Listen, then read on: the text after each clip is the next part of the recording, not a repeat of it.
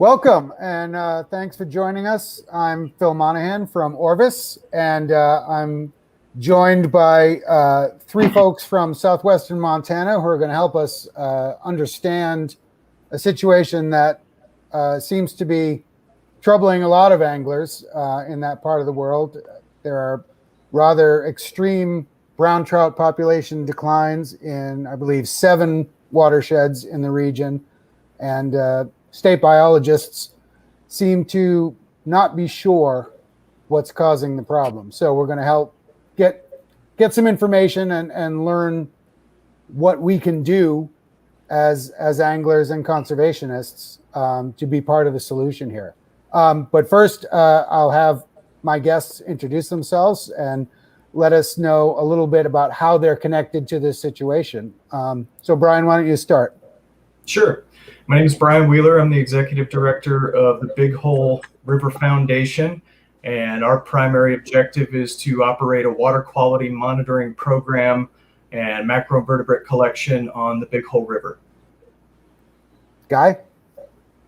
Hey everyone, my name is Guy Alsentzer. I'm the executive director at Upper Missouri Waterkeeper. We're based out of Bozeman, but we work throughout the totality of southwest and west central Montana's Missouri River Basin. So the Big Hole, of course, is one of those primary trips, but so too the Madison, the Jefferson, Beaverhead, Ruby, Gallatin, Madison. We're out there, we're seeing what's going on, and we're here to contribute a little bit of what we're seeing and also what we can do about it. Hi, Phil. I'm Wade Fellin. My father and I co-own and operate Big Hole Lodge, primarily on the Big Hole River, although we guide Beaverhead, Ruby, all the names Guy just listed. And we work closely with Big Hole River Foundation, with Brian, and very closely with Upper Missouri Waterkeeper. In fact, I'm staff there in the off-season as program director. And in the summer, I'm on the river every day and tending to clients, and these guys are my technical experts, so I dragged them along on this call for the detailed questions, and I'm here to provide as much on the ground and anecdotal evidence as I can, as well as some discussion about how we in the industry are handling this. We're an Orvis endorsed partner. Obviously, all our guides ride for the Orvis brand and have come up with some ways to do what we can to make sure the fish that we're interacting with survive and stay healthy. But without sugarcoating it, it's a scary time to be buying into your father's fly fishing lodge. And I know I speak for several other lodge owners and guides that are looking at the temperatures and the flows this summer going, oh boy, how do we recover from the worst year ever with COVID? And a lot of lodges were shut down, and demand is greater than it's been ever, and I'm very glad everyone's out recreating. But how now do we not completely cut the bottom out of our basket with this terrible low water year and high temperatures? Well, thank you all for joining us. Let's take a minute to talk about the problem itself. I'm going to read a little bit from an article in the Montana Standard, which notes that in the Big Hole's most popular section, from Melrose to Browns Bridge, brown trout numbers are the lowest they've been in 50 years of surveys. Where they were at 1,800 brown trout per mile in 2014, there are now 400. In the last 6 years, the Ruby River has dropped from 1,500 brown trout per mile to historic lows of 600 to 700 in the upper tailwaters. The Beaverhead has dropped from 2,000 to 1,000. In the upper Clark Fork's most historically fishy section, near the confluence with Warm Springs Creek, population of trout over 10 inches has steadily declined since 2013 from 1,800 fish to an all-time low of 82 in 2019. And there's more from the Jefferson and other waters. So, Brian, we'll start with you. Is there a water quality issue that might be a part of this problem? One of the things we don't know is really whether that's a factor, because there simply isn't the data from the past to show whether or not it's a factor, which is the main reason that we began this water quality monitoring program is because nobody else is collecting this data. So while the information that these biologists wish they had was data for the last 20 years, we're hoping that by starting this now, if we have an issue in 20 years, we actually have the data set to pull from and see.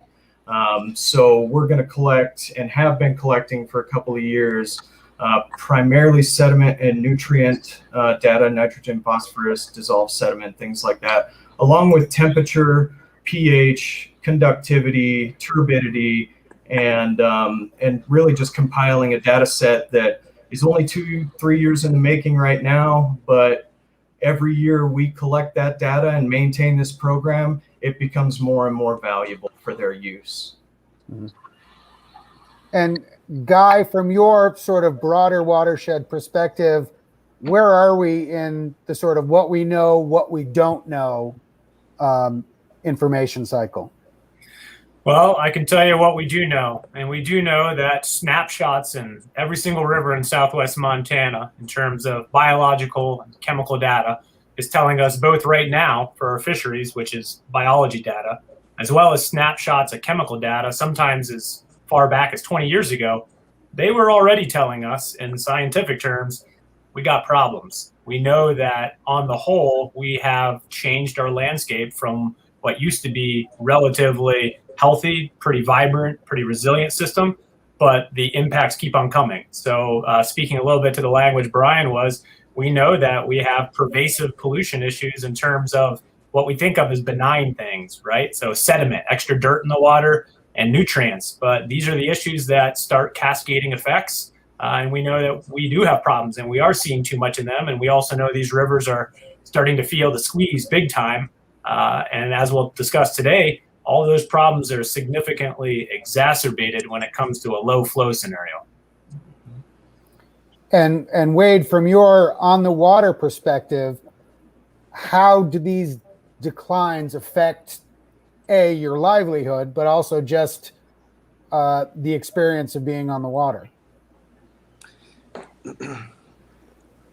Montana is not the Montana that my dad started this lodge in 1984, but you know, that was bound to change with people moving to Montana. There were 4 fly fishing lodges in the West at that time. Lonnie Allen down at Three Rivers Ranch, Phil Wright up here on the Big Hole River. So the user experience was on all Montana's rivers, basically go out and fish for a couple hours, catch fish, and then go back into town and go back to work. If you went on a fishing trip, hire a guide and you'd be the only boat you saw. That's slowly been changing anywhere places are beautiful. I mean, go to Yosemite Park or up to Denali National Park. That's just a virtue of growth and a healthy economy and the outdoor industry. And Montana's slowly been changing. What's new is, you know, COVID changed the world. Everyone last year figured out that if they were in big cities for the income and paying high rent, they'd stay there. Well, now they can get that income and not pay rent and move to a beautiful place like Montana or Idaho or Wyoming. And they came. Gallatin Valley property values have skyrocketed. My wife and I bought a house in Butte last year. It's already appreciated beyond reason for Butte, Montana. And that's all translating into people buying boats and going out and recreating. So the user experience is changing. And I have no doubt that the added pressure is a factor, if not a major factor, in these trout declines. And some of what FWP aims to do is address that, our impact on the river during spawning time. It comes down to literally walking on beds of eggs that we don't recognize as beds of eggs. Playing fish too long, using too light of a tippet where you can't get the fish in. A four-weight rod when a 6-weight rod should have been used, and you get them in and unhook them and let them go. Things like this are problems that we didn't experience really until last year in the great numbers that we did last summer. And they're here again this summer. And like I say, great, welcome. But it's a real opportunity for Orvis and others to educate some folks on what we can be doing better. In terms of this trout decline, to cut right to it, yeah, we're worried. We're worried. We've been through cycles of brown trout. I mean, there was a saprolignia fungal outbreak in brown trout about 6-7 years ago that scared us. Nearly half the browns in spawning wound up dead in back eddies from my house all the way down to that Melrose to Browns section you just mentioned. And Melrose to Browns was hardest hit. And it became pretty clear that there were too many brown trout in the system, and they beat each other up during spawning, became susceptible to this fungus, and a lot of the weaker fish died off. This left room for a lot of rainbows and cutthroat and some very big brown trout in the years following. That's not happening this time around. We're losing brown trout on kind of a steady sliding scale over the last 5 to 7 years, and rainbows too, although less steep of a decline.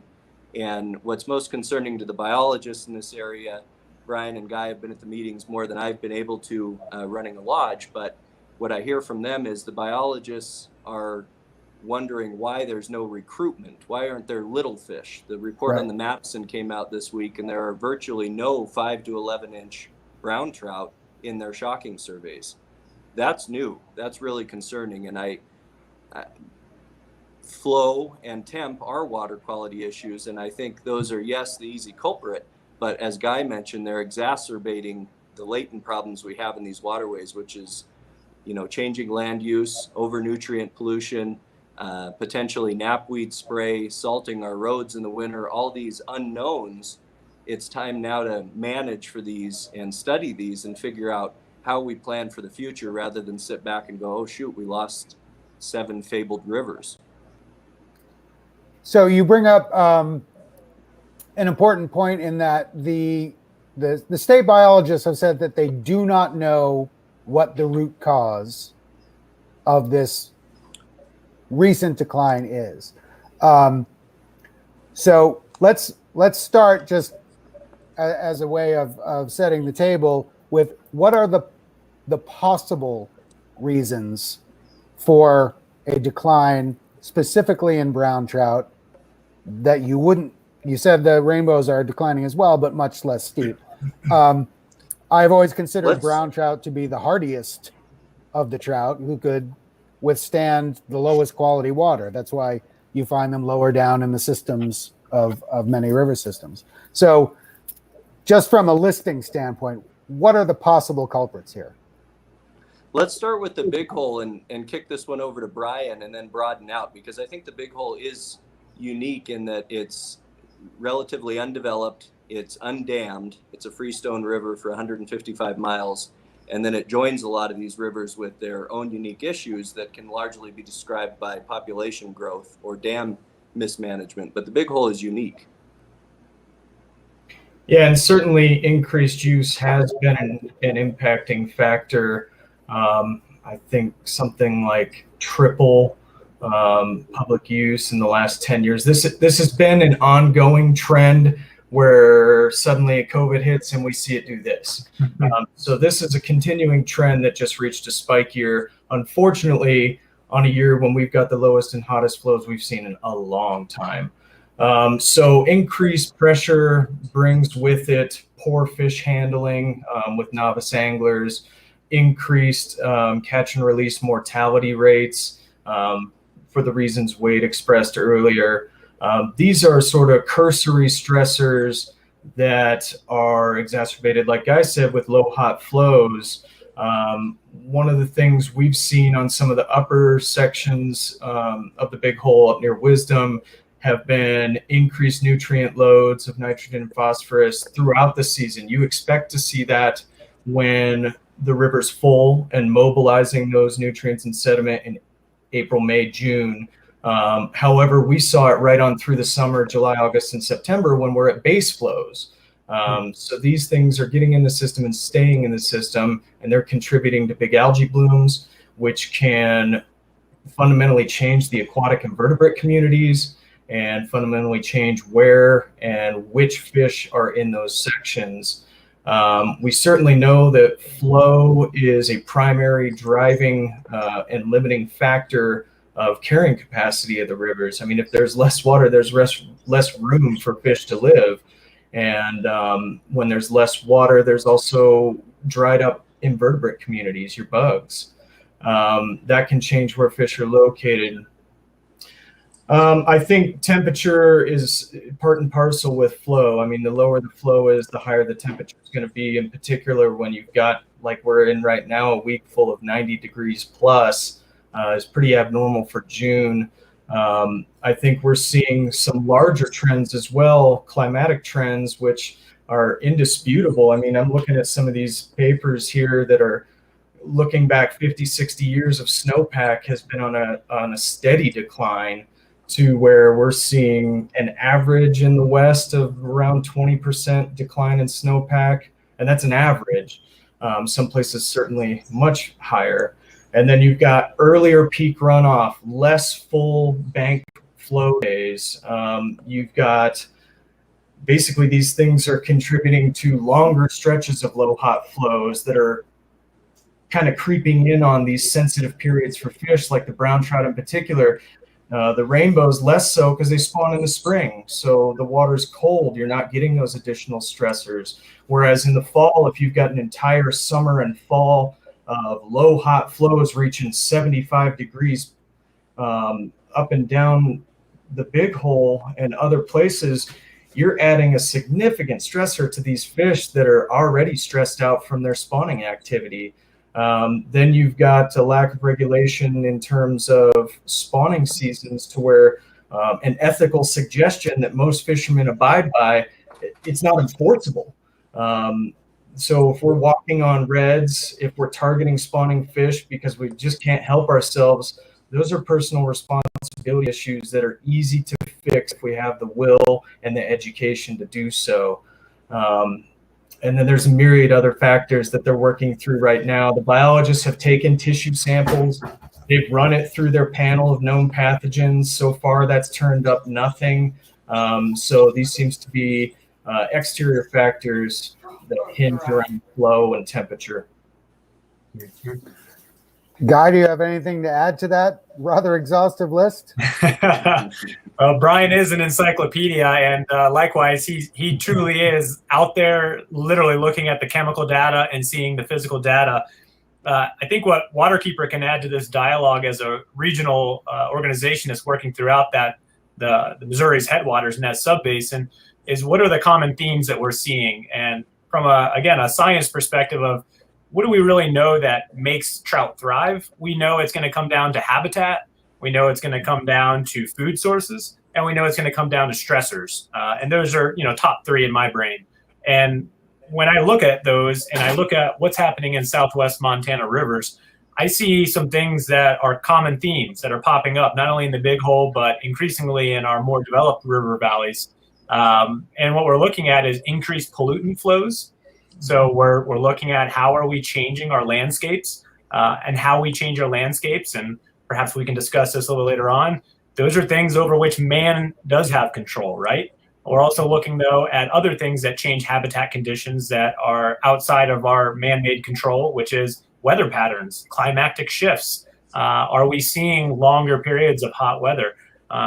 Brian already kind of ticked the boxes in terms of what's happening with the flows and what that really means. But I'd like to point out that we do have regulatory tools in terms of what our state decision makers and our natural resource agencies can affirmatively, proactively do in terms of looking at and saying, hey, this isn't just once or twice. This is now a pattern and practice of how our streams and our river systems are evolving and creating nasty conditions that are creating these negative impacts. And they do have tools in their tool belt. The fact that we're at a crisis stage here in this point in time, 2021 summer, right after COVID, it's really unfortunate. It feels abrupt, but I think it's also a time for us to be a little bit more than just reflective. It's time for us to say, what else do we need to put on the table that's a tool? And how do we make sure our decision makers are being proactive and responsibly addressing these concerns before they get worse? It is far cheaper to prevent than it is to restore. Yeah. Right. Well, we've got a whole bunch of questions that people have posted. So let's take a minute to address those, and then we can get back. So that might be one for you, Wade. Yeah, that's a huge topic here right now, and we built a church around catch and release with Joan Wolfe and most of the fly fishing industry, my father included.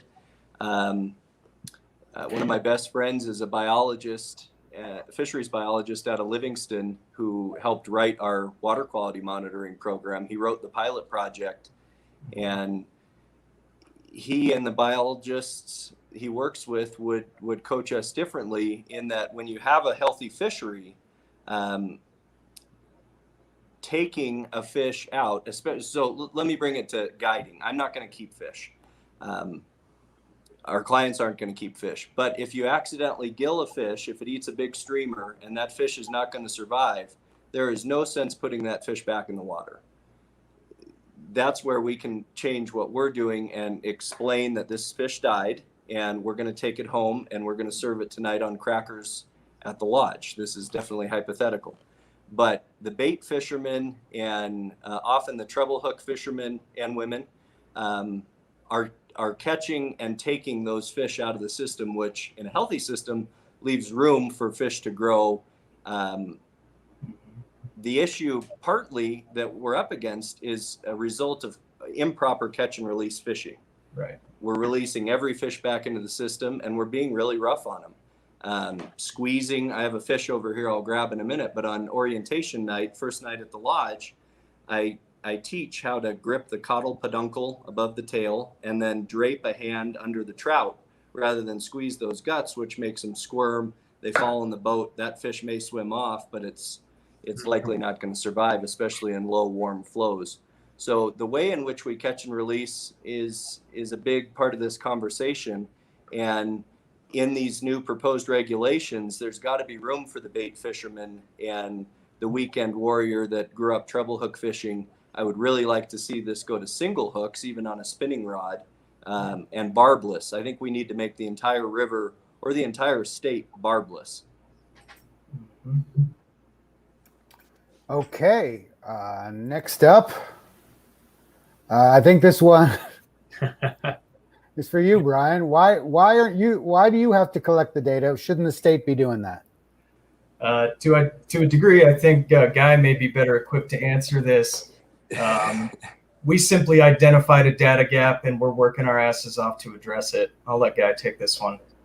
I would point out for everyone listening that one of the biggest problems in Montana, and I would argue most of our states across the West or the United States generally, is that our decision makers are not here to necessarily protect your public trust resources. They're often here to protect their lobbyists and their corporate interests. And part of the problem in Montana is that for too long we have coasted on the wild abundance and great natural outdoors that we've not had to worry about crisis level population impacts. We've not had to worry about climate change getting driven home into our backyards. We've not had to worry about massive new pollution influxes and all of this, of course, cascading at the same time. Part of the issue with when someone asks me, like, why aren't the state collecting the data? There's a lack of political will, which is the biggest cause. And number two, a lot of people out there don't want to know what's going on because a lot of vested interests are coasting on our paradigm legally and practically as it is. So I'm glad that people like Brian and the Big Hole River Foundation and to a lesser extent, Upper Missouri Waterkeeper are collecting the data, because not only do we need to plug the holes, we need to let these data actually inform meaningful public policy decisions. Because what do we have at stake? This is the future of cold water fisheries in Montana. If we lose these cold water fisheries based on ignorance or on our inability to get our act together and use data to inform decisions, it'll be on us. I don't want it to be on us. So let's collect the data so we can make better decisions and hold our politicians and our decision makers accountable. I'm sure all of you have noticed how dark it has gotten where I am. We have got some serious boomers rolling in, so I may get knocked out. Wade, if I get knocked out, can I count on you to take over host duties? Here's a long one from Scott Bossy. Why do you suppose only brown trout are experiencing such sharp declines when other wild salmonids such as cutthroat trout, rainbow trout, and whitefish are not experiencing similar declines? And why are brown trout only declining in southwest Montana rivers and not other regions of the state or elsewhere in the West? I'll cue this up for Brian. I think over here, though, we are losing rainbow trout at a fairly alarming 7-year rate. It's not as steep as brown trout, but they too are not filling the void that the brown trout are leaving, and they're in decline. Cutthroat as well. I can't remember the last time I had a cutthroat boated on one of my guide trips. Grayling are doing better, but we also dumped a couple 100,000 eggs in the Wise River, the largest feeder stream to the Big Hole, 2 and 3 years ago. So I think that's a lack of data. I think we don't have the data on cutthroat, and in the spring when the water is super high and the rainbows are spawning, it's kind of hard to find them. Whereas brown trout we can find and we know they're not doing it. But like I say, that's anecdotal, and I'll kick it over to the expert. So this is one of the most perplexing things of this whole deal to the biologists is, number one, brown trout are typically the most pollution and temperature tolerant trout species. And number two, why aren't species like the rainbows filling that void? Wade mentioned the grayling. One huge part of all of this is habitat.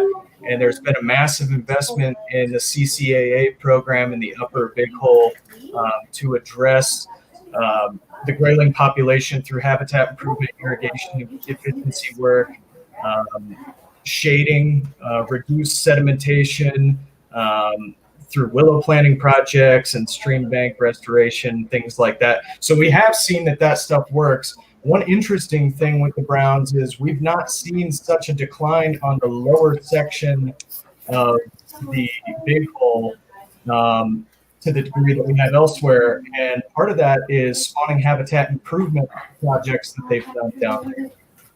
I'm not sure if anybody else hears this, but I'm hearing like singing in the kitchen. Nope. Doing okay. My dog is freaking out though. Oh, understandable. Yeah. So it is perplexing, and frankly, they don't have a great answer. That is one of the reasons that they're proposing these possible fishing restrictions that the public can comment on, is to essentially buy themselves some time to figure out more acutely what's driving this and why is it not to the same degree affecting other species. And so I encourage anybody, Phil, maybe later you can put up the link to the FWP survey so that the public can weigh in on these proposed restrictions. Pat Clayton asks, how do we deal with shifting baseline among the general populace? I'm not sure I'm clear on what that means. Does that? My guess, and Pat, hopefully you can chime back in and correct me if I'm wrong, but our historical low flows are, 10-year normal and our 50-year normal. They keep getting worse, but keep looking not as bad because we keep going down the timeline. So, it's June 30th and the river's at 300 CFS right now on the Big Hole. I typically don't put my hard boat away until July 8th, July 10th. I put it away at 1,000 CFS. I put it away the second week of June this year. So wow, that's the lowest ever. I mean, the old timers, the old ranchers up in Wisdom say that this is worse than 88. They say they've never seen a year this bad. But maybe, I hope I understand Pat correctly, how do we deal with the shifting baseline of flow data? But the general populace throws me. So Pat, what do you mean? All right. A lot of people commenting now. This has obviously got people. Sean says he believes there is a pathogen.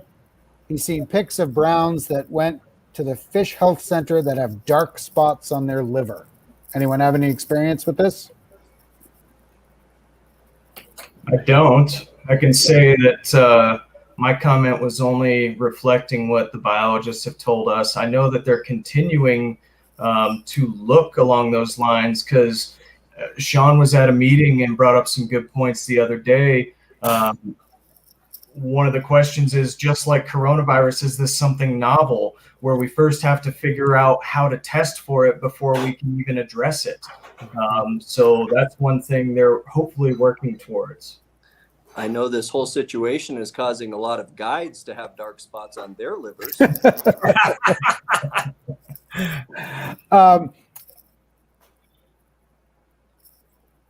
I think you've talked about the ethical fishing practices.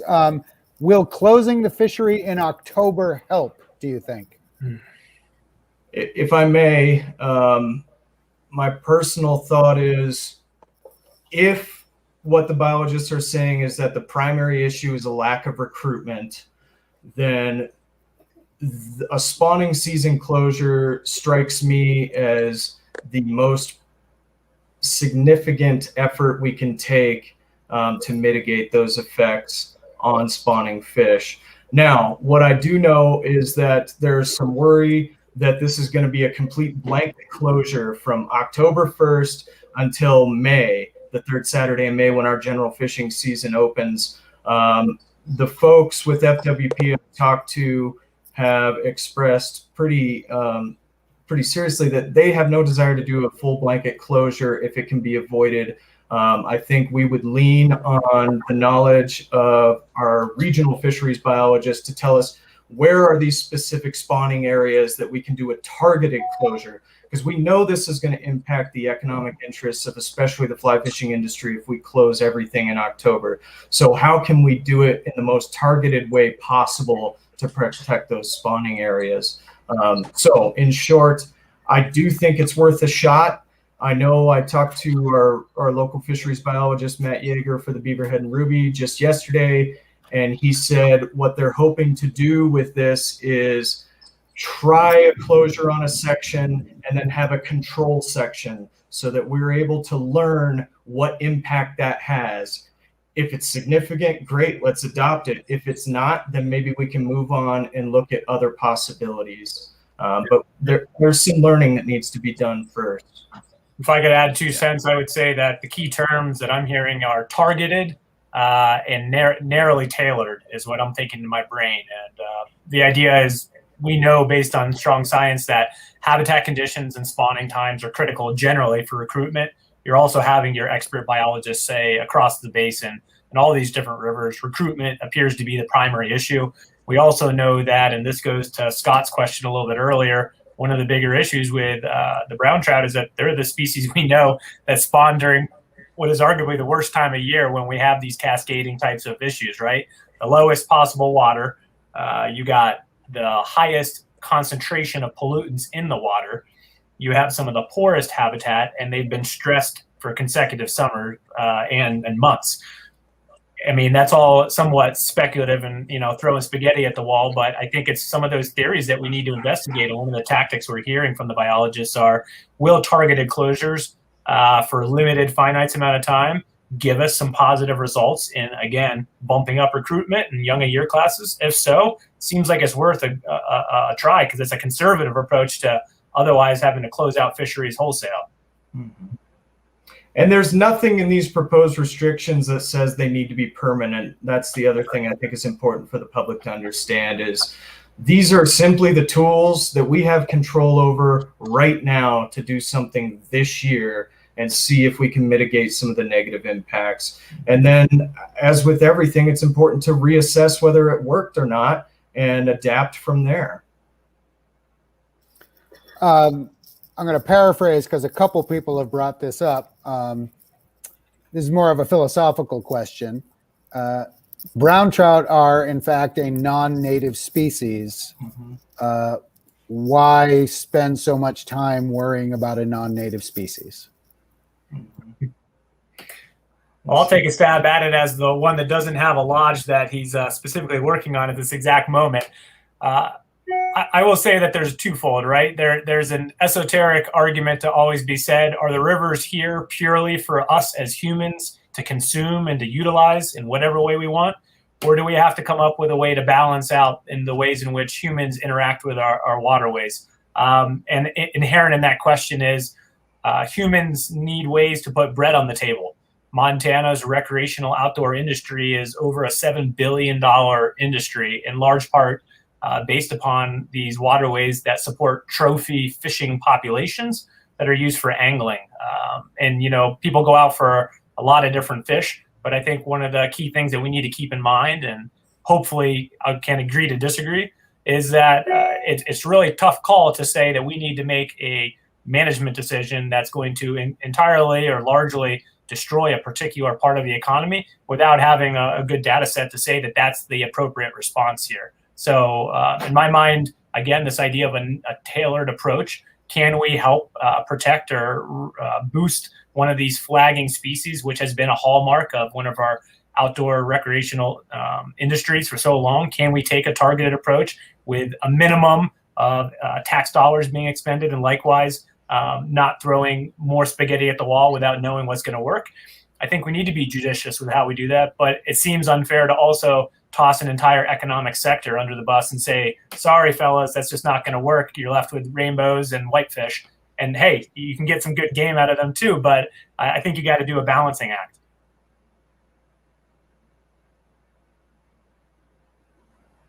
Phil, I think you're on mute. You're right. Sorry, it's thundering like crazy here. I'm trying. And my power is out. I think I've got about 20 minutes on my backup battery, but we'll see how it goes. Obviously, minimum stream flows are a problem on the Big Hole because it's not dammed. But what about the other waters? It's a tough one. I'll speak to it as an organization that works regionally. Number one, Montana does not have minimum stream flow legislation. And for those of you that are not in the American West or not familiar, it might seem radical that essentially a body of interest can completely dewater waterway, but that is the status quo legally right now in Montana and many other waterways across the West. And I'd point people to the concept that this isn't also new, and it shouldn't be shocking. Look at the Rio Grande, look at waterways across New Mexico, take a look at what's happening with the water wars on the Colorado and the River Compact right now.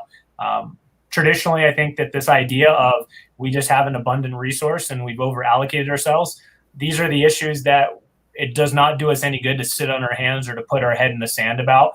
And in the future in Montana, I think one of the meaningful discussion points needs to be 100%, how do we balance out how we use our waterways, and that one prevailing interest shouldn't fully give way to another interest. And there needs to be somewhere to meet in the middle where we create win-win solutions. And at least as an organization, Waterkeeper does believe there are win-win solutions here. But if we're not willing to have a cordial professional discussion about what those look like in terms of helping prop up people and industries and livelihoods that are rapidly at risk right now of eroding away, then we're probably not going to get anywhere. So hopefully that dialogue can start. Unfortunately, with a crisis this summer, but better late than never. Well, since I'm not sure how much longer I have before I get kicked off this thing, Mark asks an important question for anglers who care about these resources in state or out of state. Before we'll continue to talk about the problems, but I want to make sure we get in what can individual people do to be part of the solution, both short-term and long-term. Well, first and foremost, please support the two organizations represented, Upper Missouri Waterkeeper and the Big Hole River Foundation. And from a statewide perspective, what the Big Hole River Foundation is doing with this data collection and having it approved at the state level for their impairment list is something that Guy and his team at Waterkeeper would like to take throughout the basin and help support other organizations in implementing this level of water quality continuous annual monitoring, to back to Pat Clayton's point, to update our baseline. What is baseline health of Montana's waterways? So that's my plug for those two organizations. I'd say at a local level, our rivers aren't gone. Come fish with Wade. Enjoy a legendary experience. And so too, in addition to supporting local advocates doing the work, I think it's an important theme that people should recognize. You as a layperson don't need to be a technical expert. There are good agencies out there that are often trying to collect data. Sometimes they can't. There are nonprofit organizations trying to fill those gaps and also create leadership. And now more than ever in our country, we need to vote with our dollars, right? We need to vote for decision makers that want to prioritize protection of our outdoors. And in particular, I would say those of you that are out of state that really care about what happens in Montana's rivers, invest in those organizations working for systemic change that are trying to create meaningful new paradigms for prioritizing waterway protection, particularly in the face of these crises. Good data makes good decisions, right? So hopefully those of you that are out of state that care a lot about Montana, you'll help speaking with your dollars and helping make those dollars stretch and inform good management. I think beyond just supporting organizations that are working towards these things that are important to you, as anglers, which you specifically noted there, it's real easy. Educate yourself on the best practices for catch and release fishing to have the least amount of impact possible on the fish you catch, and then pass that information along to others. Teach kids how to do it correctly. Teach new anglers how to do it correctly.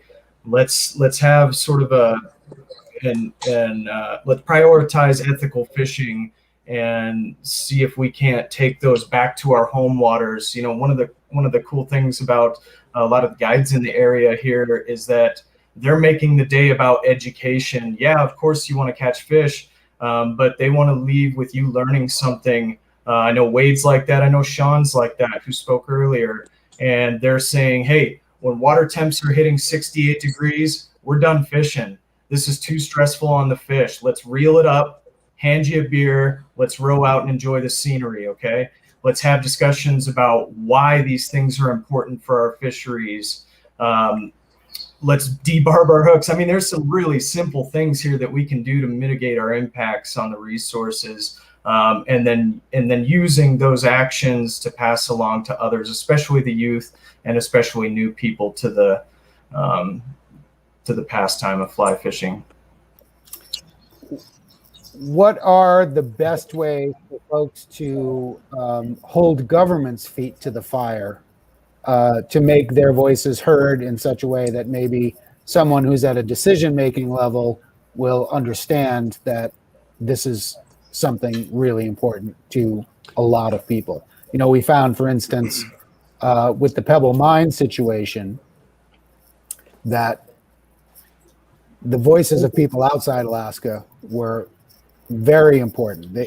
Obviously, Alaska residents and natives were hugely important, but the voices of out-of-staters were very important in seeing that decision through. How can they address these things in Montana? Yeah, that's a really good point, Phil, because this is a tourist-driven state. We depend on, our ranching community depends on people outside the state buying beef. Our outdoor tourism economy depends on people coming and visiting and enjoying these resources. So this is it's a worldwide issue.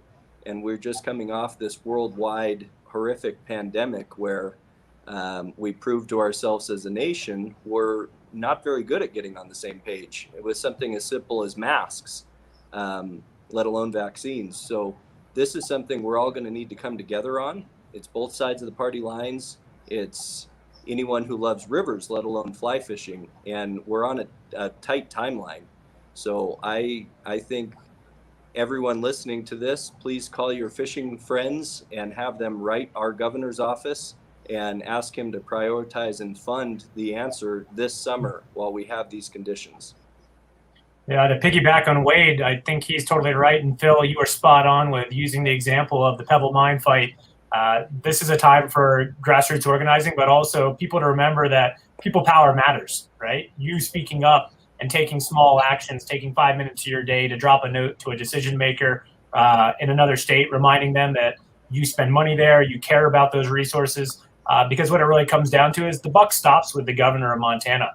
He's the leader of their executive agencies, and he has the authority as well as the funding resources to start taking a hard look at this. He could fund a task force tomorrow if he wanted to. That was all about saying, hey, DEQ that works on our water quality, DNRC that works on our water rights, FWP that works on our biology. You all need to get together and integrate with the public and figure out what the heck's going on and do that in a transparent process, and maybe that's the best outcome, ideally, that we should be doing here, being proactive, not reactive, and seeing leadership from our state officials because the stakes are dire. And if we lose our cold water fisheries in Montana, we're going to be losing a lot more than just a couple fish. We're going to be losing our unique way of life. So yes, you out of state, anyone in the state, you want to take action meaningfully, get engaged, elevate your voice, and speak up, and help your friends do it as well.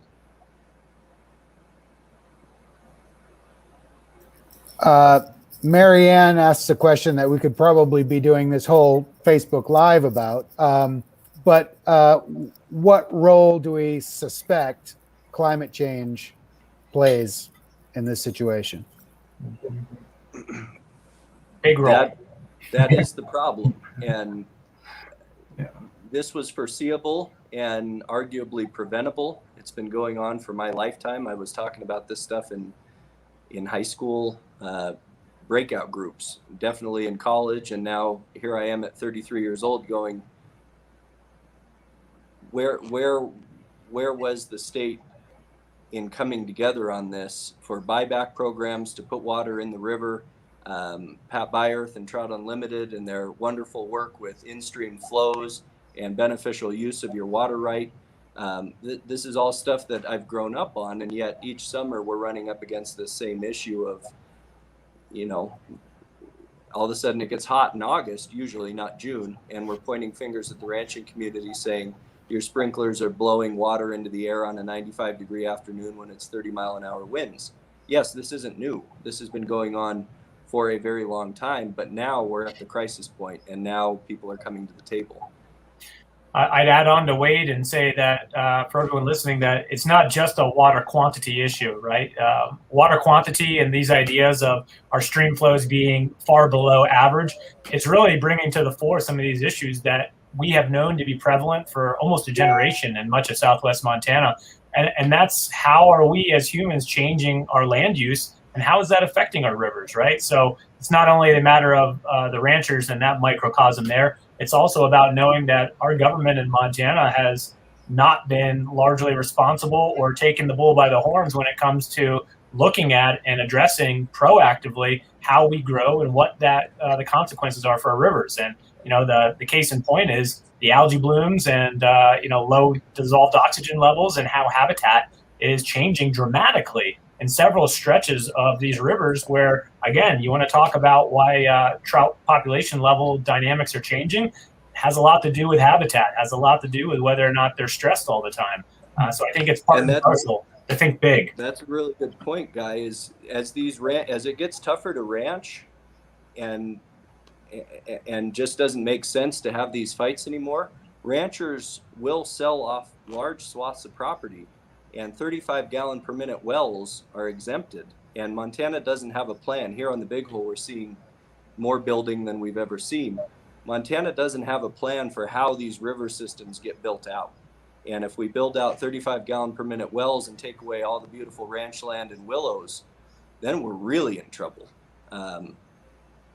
Yeah. So that dovetails nicely with Luca's point. Are ranchers engaged in this in a meaningful way? Oh yeah, big time. I think there's something to be said for the progress that has made in the relationship. Previously it's kind of been a ranching versus fishing headbutting match that has functionally gotten us nowhere. And so it's time for a paradigm shift in the way we look at those relationships, because I can tell you on the ground, from the foundation's perspective, from the Big Hole Watershed Committee's perspective, there are a lot of good ranchers out there, not only voluntarily cutting back irrigation, but they've come together to adopt, develop and adopt drought management plans to the degree that, is it enough? I don't know. That's going to that's going to really depend on reevaluating our relationship with water and how much water there is to use, which is, kind of beyond the rancher fisherman relationship and more to the state governmental level. But I mean, yeah, the truth is they're pretty valuable partners in all this. And just to go back and touch on the CCAA program, on the Upper River, and also down on the Red Rock for the grayling. These are folks that voluntarily agreed to cut back ahead of time so that this species is listed as endangered. The federal government is not able to come in and force them to comply with additional regulations. So they are being proactive in that way. They are improving irrigation infrastructure. They are keeping fish out of ditches through screen projects. They're improving spawning habitat, bank restoration, and stabilization. And when we got shaded creeks, we've got water temperatures that drop by literally a few degrees, which can make a huge difference. So yes, short answer, they are good partners. I think we all need to do a bit more, but it's not as if this is happening in silos. There is across the board work together. And this is really a bad year for the ranching community too. One of our guides, full-time guides, grew up on a ranch in Wisdom, Montana, up in the Upper Big Hole, and he shared with me his family turned their water off 2 weeks ago, and they weren't asked to do that. They said, "I know it's going to be a hard year downriver. We're going to dry our fields out in hay 2 weeks early, knowing we're going to get 50% of our hay crop this year, unless we get rain." And that's an anecdote about the entire ranching community in Montana. This is going to be a bad year for not just rivers and fishing. It's hot, and people are going to get testy as it gets hotter. So knowing how the property rights system is set up here, and as Guy mentioned earlier, it's set up in such a way that, yes, it is legal and completely permissible to de-water the Big Hole River to gravel, kill every fish in it. Has that happened since '88? No, and that's because of these collaborative relationships that we need to foster instead of disintegrate right now. Phil, I see that you popped up a new question from one of the listeners here, and I think it's actually a really good segue to talk about, particularly from the regional perspective where Waterkeeper works, and that's to remind people that, when we have a system that we might not like in terms of how it disproportionately favors a particular water right, something that we should focus on is that we have an entire system of rules and regulations about protecting water quality. And that's something that, without debate, our state's been falling on its face on for decades. Montana has not been prioritizing the necessary investments in pollution control, working from the state level with standards for what does it mean to protect clean water and stop nasty algal blooms that create fish kills, or you can't even clean your line out of an algae mat. They're not even working on the standards and the goalposts. We're talking all the way down then to the remedial basic level where, a pollution permit's being issued where the state's blowing off any meaningful consideration of why would we put in a new subdivision and not look at how that in total with another subdivision 3 miles down the way is giving rise to issues in the local waterway. We need to look at this cumulatively about when we say, what do we have for tools in our tool belt? It can't just be saying it's the rancher's fault, right? And I think you're hearing that clearly from everyone here. It needs to be about saying, what are the other tools and what are the other causes of widespread waterway decline in terms of quality and habitat conditions? And I'd say right now, the low-hanging fruit is for everyone that cares about Montana's waterways to say, let's work on actually enforcing the meaningful water quality protections that we deserve and are owed at law. And right now, we're not even getting them. And while we're doing that, in another track, not in a silo, let's also have those discussions about how do we help bolster resiliency with in-stream flows and that type of prospective policy work that needs to happen. I think it's real important to kind of remember, both for Jason's question and Guy's point, is that according to the Clean Water Act, all surface waters of the U.S. are required to support these beneficial uses. Those beneficial uses include aquatic life, recreation, irrigation, and drinking water. We all depend on this. It's not one industry or the other. Butte gets half its drinking water from the Big Hole. Okay, so you're talking about 40,000 people that aren't ranchers and maybe not even fishermen that depend on us caring for the health of this resource. So it is far bigger than two industries that historically have gone head to head. We're all in it and all depend on the health of the resource. We can't make our livings without it. We don't have our lives without it. All right, we just have a few minutes left. So I want to go through each of you and say, what is your wish list for the near term and for the long term to help address this problem? What do you think are the steps that need to happen now and then going forward? Who do you want to start with, Phil? Well, you're in the upper right in my viewer, so you go first. All right. Well, certainly in the short term, my priority is funding our water quality monitoring program. As has been said over and over and over again, you cannot make good decisions. You cannot make good management decisions without good data. So that is what I'm focused on in the short term, is collecting this data, documenting where we're at, so that in the long term, we're able to look at an established baseline and year to year determine, are we deviating in a good way or a bad way from that baseline? And then that will help prioritize the actions that need to be taken to fix that. Long-term pie in the sky for me, representing the Big Hole River Foundation, I would love to have us be able to afford automatic data loggers so that I can put those in our sampling sites, and rather than taking samples a couple of times a month and simply doing Polaroids of the conditions, I could have continuous monitoring showing us temperature, dissolved oxygen, conductivity, turbidity, pH, all these things on a 20-minute loop or an hour loop, so that I'm getting a video of the conditions as opposed to a Polaroid of the conditions. And I think that will really help inform other groups who are doing work in the watershed, whether it's restoration. We can provide that data to people like Guy and Wade who are working at the legal level. And I think that would make a big difference. All right. Well, I'm a little bit more of a policy nerd, and I want to take all that data, but I want to break it down to your pie in the sky and your immediate term. In my immediate term, I want the state of Montana to step up and show some leadership and recognize the severity of what we're seeing, boots on the ground throughout southwest and western Montana. That we need to stop treating this as a deviation and just a minor drought, and we need to talk about it being, this is the new way of doing business, unfortunately, in the West. This is what's on tap, pun intended.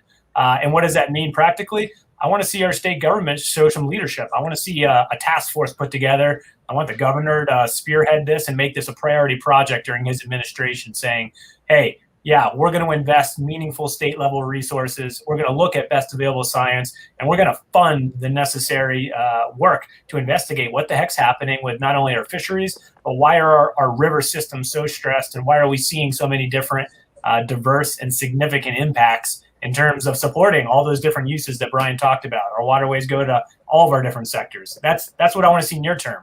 And that's going to take people power. So people like you listening, you need to get engaged, and you need to raise your voice through our organizations or individually. Pie in the sky long term, I want to see the state of Montana also step up and really address meaningfully, how the heck are we growing?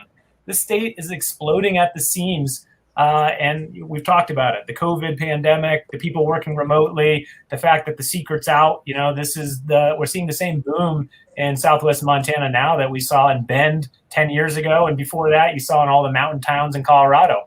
I want to see our state government be proactive in terms of saying, how the heck are we going to use some innovative strategies and fund appropriately projects, boots on the ground, that are going to build resilience for our waterways, and they're going to help us enforce meaningful pollution controls in our backyards. Because if we're not taking care of the things in our backyards, much less our vacation spots, we're doomed. And let's also remember, this is southwest Montana. This is the headwaters of the largest river system in the United States. If we can't get it done here outside the boundaries of Yellowstone National Park, where do you think it's going to happen? Something to think on. I know we're up on time. My short run hope is a plea to the fishing community to do what we can, not just on the Big Hole River, not just southwest Montana, but to come together and do a bit better with how we're treating fish, how we're handling fish. Pinch barbs, use the proper tippet and rod weight, play fish quickly, carry a thermometer that should be standard in everyone's fishing kit. Dip it in when you start fishing, dip it in at lunch, and dip it in when you leave, and just keep a mental journal of what the river is doing throughout the summer. Because I bet if you told somebody 10 years ago that the Big Hole River would be 77 degrees on June 24th, they tell you you're nuts, but that's what we had this year. So stop fishing at 68 degrees, keep fish in the water. If you're going to take a fish out, get a GoPro. Actually, don't even take a fish out. You can do a split shot where somebody's smiling face is above and the fish is below. We don't need to take fish out of the water anymore. And if your guide's not doing that, definitely ask them to do better. Get out of the boat to net fish, get out of the boat to handle fish, pinch all the barbs, pick up your tippet at the boat ramp when you're tying on. Just generally be better stewards of these beautiful resources we have. Long term, I hope Big Hole Lodge is still in business when I'm my dad's age. Awesome. Thank you all for educating us about this situation and for being such strong advocates for water and for trout.